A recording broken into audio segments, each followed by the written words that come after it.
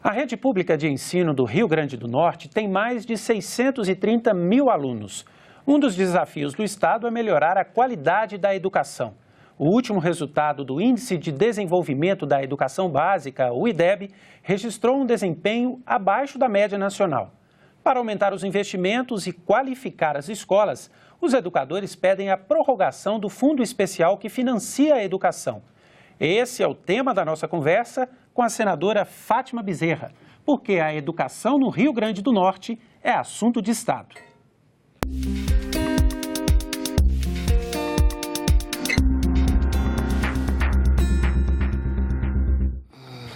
Quem me acompanha nesta entrevista é o jornalista Jefferson Dalmoro, da Rádio Senado. Senadora Fátima Bezerra, obrigado pela presença aqui no nosso programa. Eu que agradeço o convite e dizer da alegria, sobretudo, para falar sobre educação. E principalmente educação no Rio Grande do Norte. Sim, né? Sem dúvida. Senadora, vamos começar falando pelo ensino superior. Sim. Nós sabemos que nos últimos anos caiu o investimento do governo federal nas universidades do Rio Grande do Norte, também no ensino tecnológico. Qual que é essa situação hoje do ensino superior no Estado? Veja bem, primeiro, precisa aqui registrar que nesses últimos 12, 13 anos, houve uma inclusão extraordinária no campo tanto do acesso ao ensino superior como do acesso à educação profissional e tecnológica em todo o Brasil e no meu estado, né? Vamos falar aqui do nosso estado. Isso nós temos que reconhecer, se deve aos governos do PT, Lula e Dilma, que passaram a tratar a educação como investimento e não como gasto. Né? Porque, veja bem, o presidente Lula, quando assume o governo, naquela época, a partir de 2003, para vocês terem uma ideia, os recursos destinados à educação em todo o Brasil era da ordem de 18 bilhões. Passados 15 anos, passados mais de 10 anos, 2015 nós saímos de 18 bilhões e chegamos à marca de 115 bilhões. Saímos de uma relação que era de 3,2% do PIB para mais de 6% do PIB.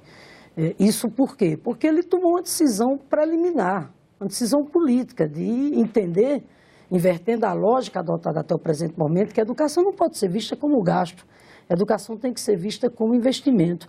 Foi possível, portanto, adotar o REUNE, que foi o plano de expansão e reestruturação do ensino superior em todo o Brasil. Foi possível, por exemplo, implementar o plano de expansão e fortalecimento da educação profissional e tecnológica em todo o Brasil. Qual foi o saldo disso para o meu estado, Rio Grande do Norte, né, nesse período? O saldo foi o seguinte: nós ganhamos uma nova universidade, que foi a Universidade Federal do Semiárido, lá em Mossoró. Hoje ela chega a outras regiões do estado, como Caraúbas, Pau dos Ferros, Angicos. A Universidade Federal do Rio Grande do Norte, que é a nossa universidade mãe, vamos dizer assim, ela triplicou a oferta de vagas no campo da graduação e cresceu muito também na oferta de pós-graduação. Ela chegou ao interior do Rio Grande do Norte, através dos campi avançados. A Universidade Federal do Rio Grande do Norte hoje oferece, inclusive, o curso de medicina. Não tinha antes? Não tinha. Você tinha medicina na capital. Hoje você tem medicina com a marca da Universidade Federal do Rio Grande do Norte, sendo oferecido o curso lá na região do Seridó e do Trairi, Caicó, Santa Cruz e Currais Novos, a chamada Escola Multicamp Ciências Médicas. Aliás, né, vem sendo reconhecida, né, como referência em matéria de escola de medicina, não só no Brasil, mas na OPAS, que é a Organização, né, Pan-Americana da Saúde. Então, no campo, por exemplo, da educação profissional e tecnológica, foi uma verdadeira revolução. O Rio Grande do Norte, a exemplo dos demais estados do Nordeste e do Brasil, levaram 100 anos, no caso do Rio Grande do Norte, para ter 2 escolas técnicas apenas. Uma em Natal, era o antigo Cefet, e uma em Mossoró. Nesses 12 anos de governos Lula e Dilma, nós saímos de 2 escolas técnicas para 21 novas escolas técnicas. Nós saímos de uma matrícula de 5.000 apenas em 2003, estamos chegando já à casa de quase 30.000 matrículas. Lembrando que os Institutos Federais de Educação Profissional e Tecnológica, ao lado do foco deles, que continua corretamente sendo o ensino técnico, o ensino profissionalizante, mas eles também adquiriram a prerrogativa de oferecer o ensino superior, voltado exatamente para contribuir com uma das carências enormes que o magistério, não só do Rio Grande do Norte, mas de todo o Brasil tem, que são os profissionais formados nas áreas de licenciaturas. Vocês sabem que o apagão, né, nessa área de formação de professores, especialmente no campo de química, física, matemática, é enorme. Daí porque, corretamente, né, na gestão do ex-ministro Fernando Haddad, essas escolas adquirem esse status de instituto, né, mesmo tendo o foco na educação profissional, mas ao mesmo tempo foi dada a esses institutos a prerrogativa também de oferecer o ensino superior, levando em consideração essa realidade. Então nós tivemos, repito, um período de inclusão social extraordinária, porque até então a coisa mais difícil do mundo, por exemplo, era você ver um jovem negro de periferia ou um jovem negro pobre fazendo o curso de medicina ou na universidade em geral. Até então, era quase impossível você ver um filho de um assentado, você vê o filho de um pequeno agricultor, você vê os estudantes oriundos das chamadas classes populares nas universidades ou então, né, nas escolas técnicas. E nós temos aqui que sermos justos. E isso para nós é motivo de muita alegria. O governo do PT começou a mudar essa realidade. A universidade começou a ser pintada exatamente de povo. Some-se a isso, por exemplo, as outras vias de acesso ao ensino superior, que foi o ProUni, né? Programa de bolsas para estudantes carentes. ProUni que já possibilitou realizar o sonho de mais de 1.200.000 jovens pelo país afora, que não tinha até então a condição de chegar na universidade. O próprio FIES também, que houve um aumento considerável nessa época. Agora, hoje, só para concluir aqui, infelizmente, em função do golpe parlamentar, o golpe de Estado consumado em 2016, que trouxe o governo Michel Temer, um governo que nós consideramos ilegítimo, que nós estamos assistindo nesse exato momento retrocessos e mais retrocessos no campo da educação, inclusive afetando as universidades e os institutos federais. Basta ver o corte brutal de orçamento, o corte brutal de recursos orçamentários destinados à área da educação que houve em 2017. Quase 5 bilhões de reais.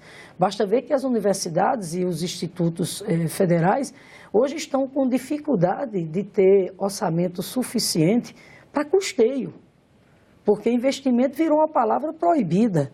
Tanto é que as obras nas universidades estão todas paradas, as obras que dizem respeito à consolidação, da expansão e reestruturação que teve início no governo do presidente Lula. A senhora vê nesse processo de redução dos recursos um processo de mudança no formato da universidade pública para uma universidade que seja paga, nem que seja por aqueles que podem pagar? Olha, eu acho que por trás o governo tem essa intenção.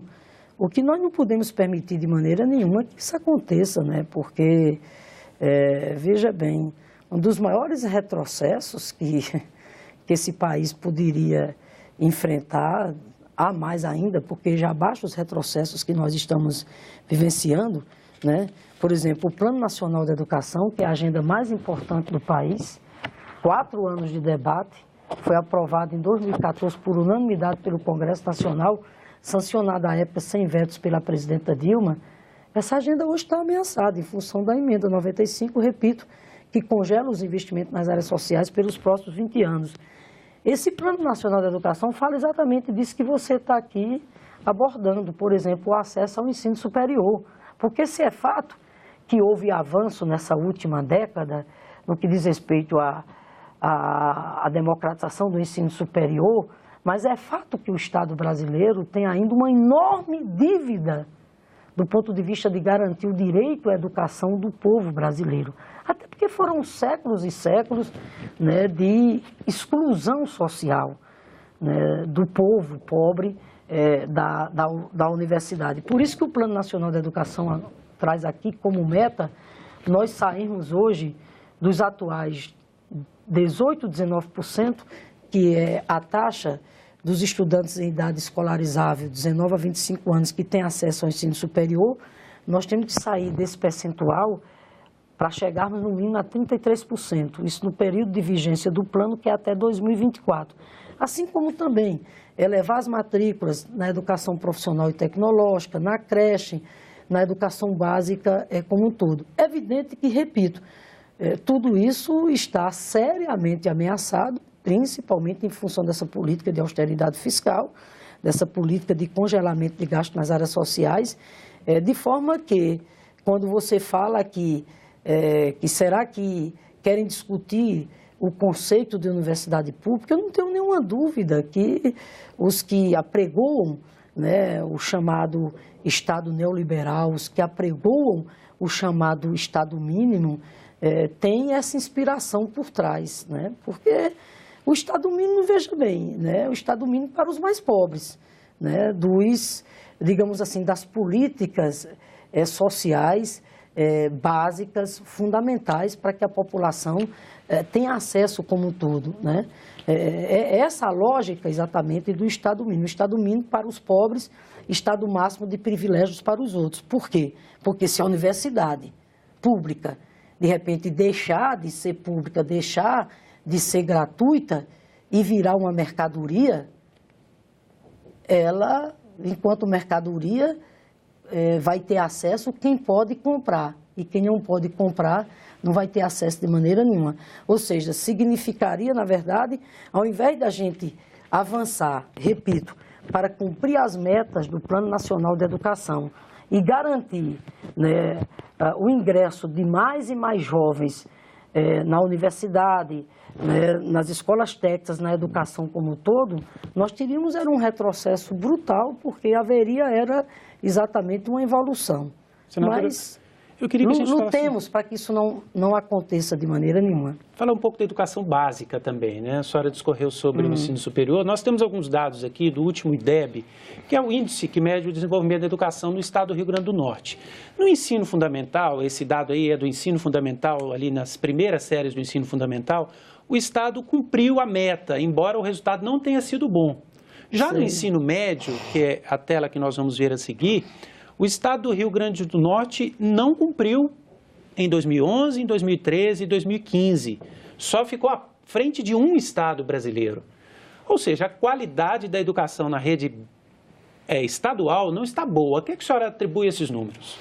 Infelizmente, inclusive, o retrato que você mostra aqui do meu estado, do Rio Grande do Norte, não é um privilégio, entre aspas, só do Rio Grande do Norte. Sim, né? O Brasil como um todo não tem bons índices. É verdade, né? E aí, sem dúvida nenhuma, uma das modalidades que apresenta os maiores problemas é exatamente a modalidade do chamado ensino médio, que é uma das etapas mais importantes da educação básica. Nós estamos falando daquela etapa da educação básica que lida, né, com os adolescentes, com os jovens.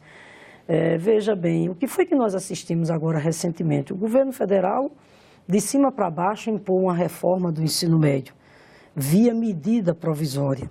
Né? Nós não estamos tratando de um tema qualquer. É uma reforma, e não é uma reforma qualquer, é uma reforma que mexe com conceito, que mexe com valores. Portanto, nada mais inoportuno do que você fazer um debate, você fazer uma mudança dessa via medida provisória, até pelas limitações que tem regimentalmente. A justificativa é que a mudança ajudaria a melhorar esses índices. Pois é, mas veja bem, aí é que está, não tem como melhorar. Por quê? Porque não houve o debate necessário com os estudantes, com os professores, não levou em consideração a realidade dessas escolas.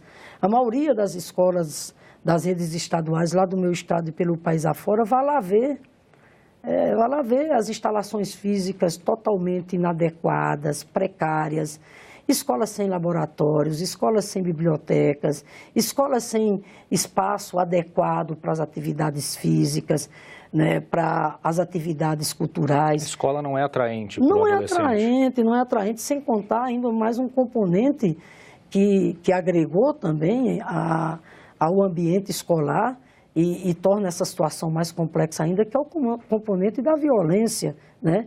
Some-se a isso exatamente o quê? Professores que até hoje, né, não foram tratados, né, com o patamar de respeito, dignidade e valorização salarial e profissional que eles merecem. Senadora, a senhora, por meio da Comissão de Desenvolvimento Regional, tem feito uma série de seminários pelo país discutindo o Fundeb, que é o Fundo de Desenvolvimento da Educação. Esse fundo tem data para acabar, existe uma PEC aqui no Senado, da senadora Lides, propondo a ampliação desse prazo. Gostaria que a senhora explicasse para quem está nos assistindo qual que é a importância do Fundeb e o que aconteceria se o Fundeb acabasse. Olha, o Fundeb foi aprovado em 2006, na época eu era deputada federal. E para a alegria minha, naquela época eu tive a honra de ter sido escolhida entre 513 parlamentares na Câmara, a relatora da medida provisória que regulamentou o Fundeb. Fizemos um amplo, intenso debate, aprovamos. A vigência dele é até 2020, né? Daí porque nós estamos nos antecipando e já fazendo o debate através da proposta de emenda à Constituição 24 de 2017, de autoria da senadora Lides da Mata, a qual eu tenho a alegria novamente agora, enquanto senadora, de ter sido designada relatora. Estamos realizando vários ciclos de debates, vamos percorrer todas as regiões do país. Sabe por quê? Porque nós estamos tratando de uma das iniciativas e de um dos marcos regulatórios mais importantes para a educação brasileira. Quando nós criamos o Fundeb, que foi enviado à época pelo presidente Lula, né, o Fundeb, como você acabou de dizer, o que diz a sigla do Fundeb? É o Fundo de Manutenção e Desenvolvimento da Educação Básica e Valorização dos Profissionais da Educação. Ele veio para substituir o antigo Fundef, que tinha os seus méritos, mas ao mesmo tempo tinha um equívoco grande, o Fundef, porque como o próprio nome dizia, era um fundo voltado somente para o ensino fundamental. E a creche? E a pré-escola? E o ensino médio?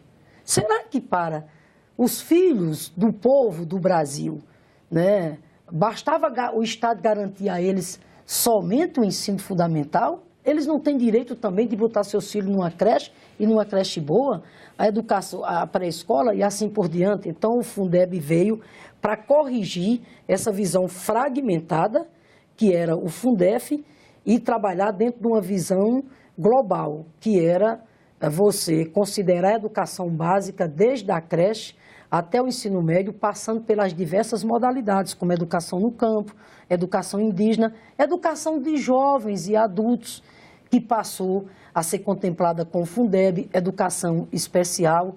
O fato é que nós estamos falando, portanto, de um fundo, que é, em outras palavras, uma política de financiamento, que ao contemplar a educação básica, ela simplesmente envolve uma rede de mais de 50 milhões de pessoas por esse país afora.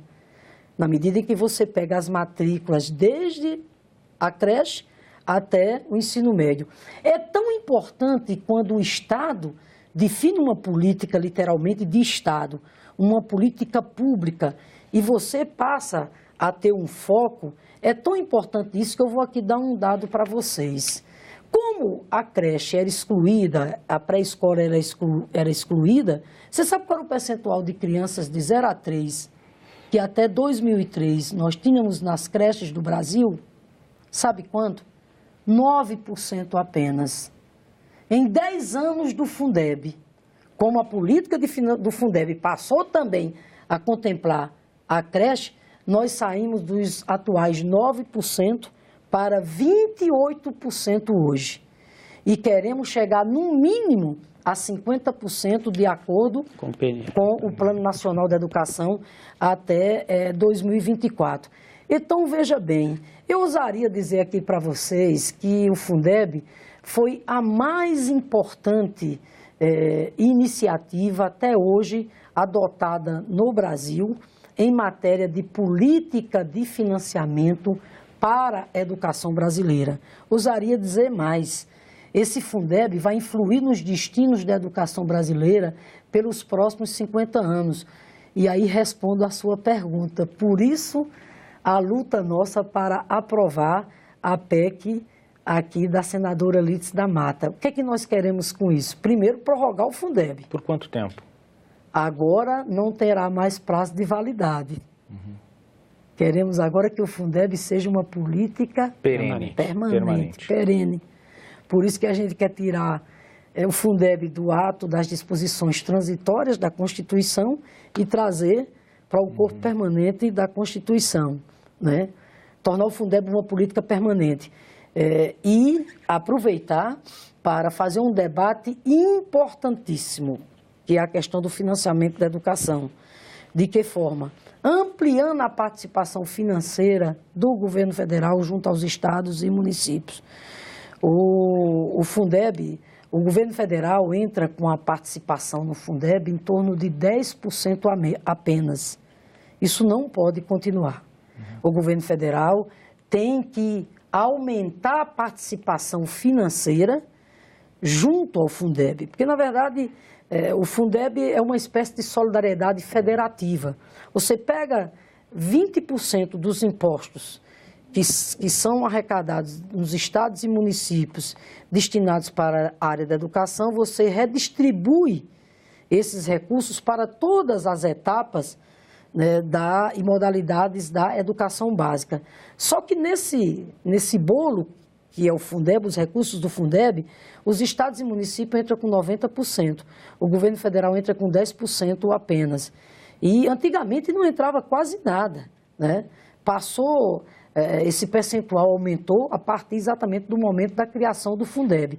Mas veja, diante do desafio que é o Plano Nacional da Educação, inclusive implementar as metas 17 e 18, que é a melhoria salarial do professor, dos profissionais da educação, que é o piso salarial, a gente igualar o piso salarial do professor ao piso das demais categorias com formação equivalente, para a gente realizar essa meta, bem como realizar as metas da política de formação inicial, continuada para os professores da educação básica. Por que os professores da educação básica não podem ter direito a fazer pós-graduação? Eles podem e devem, e inclusive serem custeados pelo próprio Estado. Então, para realizar essas metas, assim como as metas da expansão, porque nós precisamos ampliar e universalizar o atendimento da creche até o ensino médio, é necessário mais recursos. É necessário que a gente tenha um financiamento adequado. Por isso que esperamos aprovar a PEC do Fundeb, depois desse grande debate, né, não só tornando ele uma política permanente, mas fazendo com que o governo federal bote mais dinheiro no Fundeb para que os estados e municípios possam realmente cumprir as metas do novo Plano Nacional da Educação e a gente barrar os retrocessos em curso e instituir um novo ciclo de avanços e conquistas para a educação do nosso povo. Senadora, muito obrigado pela presença aqui no nosso programa. Eu que agradeço. Bom, e você pode assistir essa entrevista que está disponível lá no nosso site, senado.leg.br/TV. Pode entrar em contato com a TV Senado para enviar sugestões, fazer críticas, falar sobre os nossos programas. Ligue 0800 61 2211. Obrigado pela companhia e até a próxima.